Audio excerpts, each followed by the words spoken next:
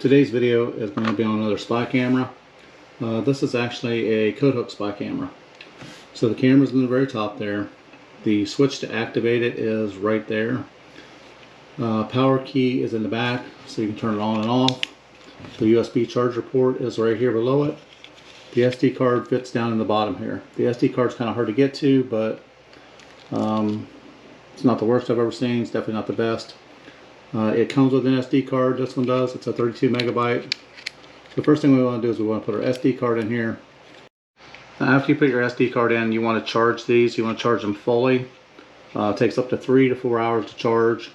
So you want to fully charge this unit before using it. You want to completely drain it the first 4 or 5 times. So basically just run it until it's dead before you start charging again. That way you get the maximum life out of the battery. So the battery does still store a little memory on these. Again, it's an inexpensive product, so you have to treat them like inexpensive products.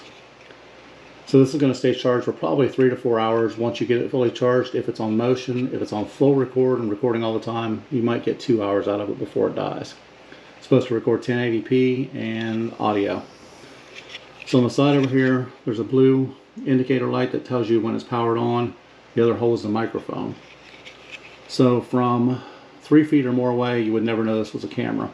Once you get up closer and personal, like if you were actually going to hang something on here, if you knew this was a camera or you were somewhere where you suspected there might be cameras, which technically in this world nowadays you should suspect cameras everywhere in any place, you can actually see that there's a lens in there, and I would know that was a camera personally. My wife, probably not. I could actually probably hang it in the bathroom and do a test on it and find out whether she knew it was a camera or not. 9 times out of 10, she would never know that's a camera. So it comes with a little mounting plate. I'm going to use command tape because I'm just going to temporarily mount it somewhere so I can just test it, see how it works, see how the audio and video is on it. But it does come with its own mounting tape, a couple little tiny screws.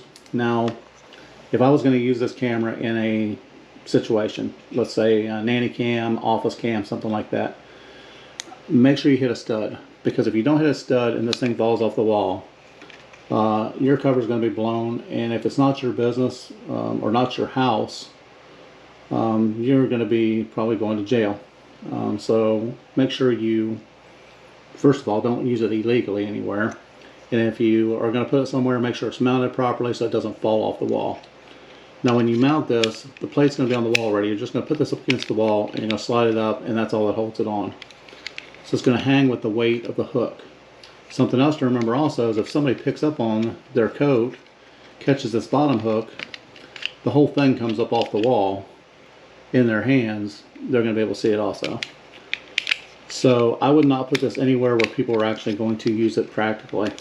So I would not put this in a bathroom or in a dressing room where someone's going to take stuff on and off of it all the time.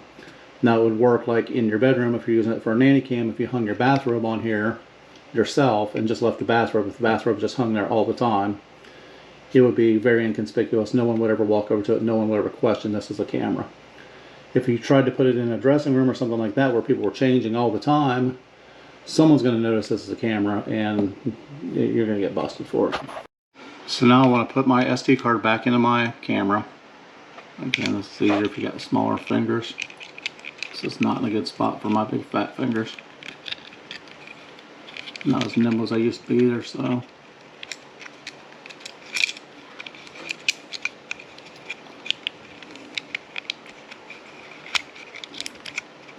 And once I pop that in there, I want to power it on. I'm going to let it power up. As soon as it's done powering up, I'm going to shut it back off. I'm going to remove the SD card one more time. Put it back in my computer.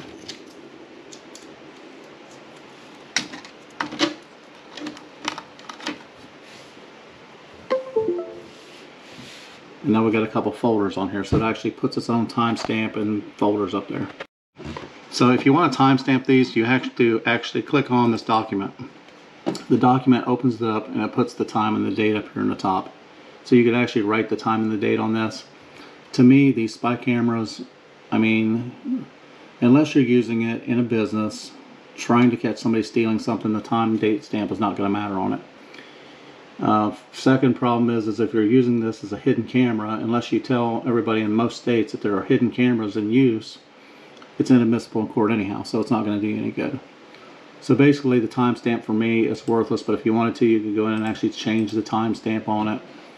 And as long as it's powered up, it will continue to keep the timestamp on it, but it's not Wi-Fi, it's not going to auto-update the time on it, so it has no way of keeping time. It would just be the time and date that you started the recording. Now the video folder, once it records videos, basically you'll click on that and the videos will show up here. I think they're MOV files, probably AVI files. So I'm going to go hang it up somewhere. Let's test it out, see what it looks like on the wall, and then see what the video and audio sound like.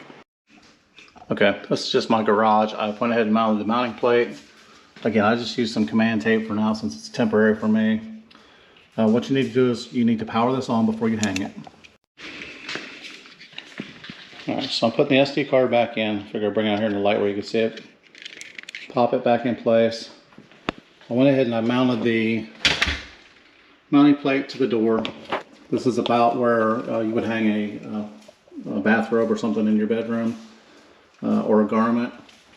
So it's right at like almost 6 feet high. Again, I'm going to turn the switch on the back here. So when I flip the switch on, the indicator lights will light up. Let me know I've got power on it. And again, that's something else I don't like either. When the indicator light is lit, if this is not powered, if it's not recording, the light's on to let you know that it has power. So if somebody sees this from the side, which I'm going to hang up, I mean, you have to get way around there, but you can actually see an indicator light on there.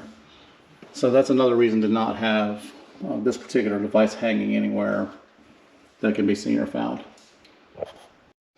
So we're powered up, hanging on the wall or on the door. Again, if there was a robe or something hanging in front of that, if it was a bedroom and you hung your bathrobe on there all the time, that would be super inconspicuous. No one would ever walk over, no one would get near it, no one would question it. So to record on this, if you press it one time, it starts recording and it just keeps on recording until the battery dies. If you press it twice, it records motion, and on the side the indicators both flash and then they'll turn off. So as long as it's recording, the indicator lights are turned off. If it's not recording, the indicator light is on. Now that can be bad if it's not recording and someone sees it and there's a big blue light shining on your coat hook. That's pretty obvious that there's something that's not there that should be. Or something that's there that should not be, I should say. So we'll leave it hanging there for a minute. I'm just going to walk around for a little bit, do my normal thing, and I'll pull the audio and video off here. I'll talk to it. I'm talking normal right now. So when I play the video back and the audio back, we'll be able to hear what it sounds like. And then I'll see how well the motion works. Then I'll just move it to the center of the room somewhere and see how much of the room it can actually cover. The garage is 24 by 24, so this would be more like a closet here, or a closet size space, versus the entire room. Okay, so I'm back to the computer now. I'm just going to plug in the device from the back. Now you can pop the SD card out, hook this back on the wall, take the SD card back with you. Let's say you were going to continue to keep this in place all the time. Again, I would put a 256 megabyte card in there. You could probably remove it once daily. You're still going to have to find a way of charging this thing though. So it will run off a battery pack. You could take a little small battery pack with you. You would almost need 2 of these if you're going to try to keep some sort of covert operation going. So basically you could pop one of these off, charge it, pop the other one on while this one's charging, and keep swapping them all the time. You can keep swapping the memory card out that way also. But basically all you have to do is plug this back in, and you plug it in. The computer will, first time you plug it in, it'll come up and ask you what you want to do with this device.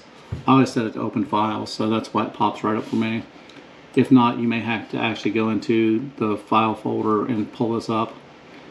So there's my timestamp, which again we didn't change. My video files, if I double click on that without clicking on the word, there's the audio that it recorded, and we'll see how high it is. I'll pull it up on the computer, I'll drag it into the video editing software and edit it right in. So if we just wanted to see what this was looking like, if I double click on the folder, it comes up and plays it, and there's my ball. Now watching the playback on here, I can tell you already, if you're going to use this as a hook in the room, you need to mount it lower. It needs to be mounted right around 4 feet, maybe 5 feet at the most. That's mounted at 6 feet, and as you can see, I'm already 15 feet away from it, and you can just barely see the bottom half of me there. So anything higher than 5 feet, you're going to lose a lot of the video. The audio sounds okay. It's not perfect, but you can make out what someone was saying in the room. When I zoom in on this, or when I get back to it where I'm doing the close-up video, as you can see, I'm probably getting a little closer. I'm probably still 3 or 4 feet away from it there. So if someone was actually going over to hang something on that, you're going to catch them from the neck up, basically. So again, if you're hanging keys on there, you're trying to catch somebody in the office doing something, it would probably work fine. But as a coat hanger or a clothes hanger, it's definitely, by the time you put it down to where it would actually pick up the entire room, it's going to be so low that it's going to stand out like a sore thumb. So overall, I would say out of a 10, I'd give that about a 5. If you can find the right location for it, the right place, there's a right place and the right location for just about everything. This would have to be a key holder. Let's say if it was a bar, if you put this behind the bar, where the keys were, or like where, you know, someone kept some store keys or something like that, you could hang it back there. It would be good. But again, if it's over 5 feet in the air, you're not going to be able to see anything. So as long as it's recording, the indicator lights are turned off. If it's not recording, the indicator light is on. Now that can be bad if it's not recording and someone sees it and there's a big blue light shining on your coat hook. That's pretty obvious that there's something that's not there that should be. Something that's there that should not be, I should say.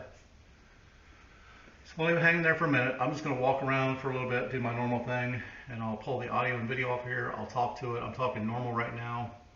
So when I play the video back and the audio back, we'll be able to hear what it sounds like.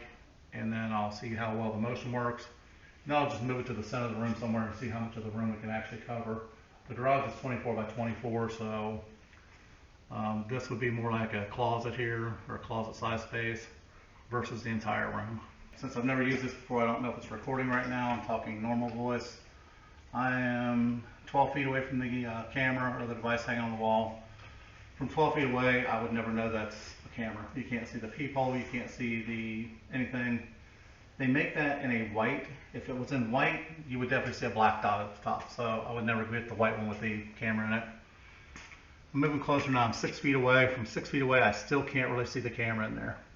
I can see a little pinhole at the top, but I could not tell it was a camera from 6 feet away. If I walk to 3 feet away, I can see the pinhole obviously right now, and I can see the switch to turn on the audio and video. Now I would not know that it was a switch because most of these have some sort of a release to get them up off the wall, so when you hang them you can get them back off the wall. So again, it's still not obviously a camera to anyone that doesn't install cameras or doesn't know what to look for.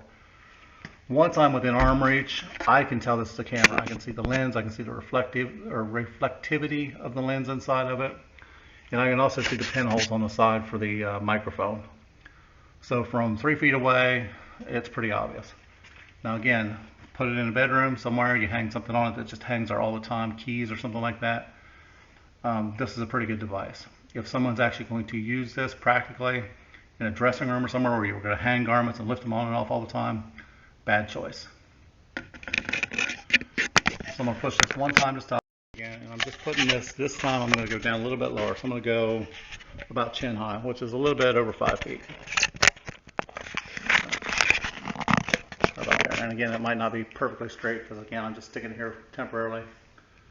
And I'm going to see what the room coverage is. Let's see what the motion does, see if it keeps on recording me from back here. The garage is 24 feet deep. The lighting here is not perfect, but it should be okay. Again, I'm just talking in a normal voice in case you want to check what the audio sounds like. And then we'll go back in, we'll pull it up on the computer, we're going to see what it sounds like, we'll put the video together and upload it.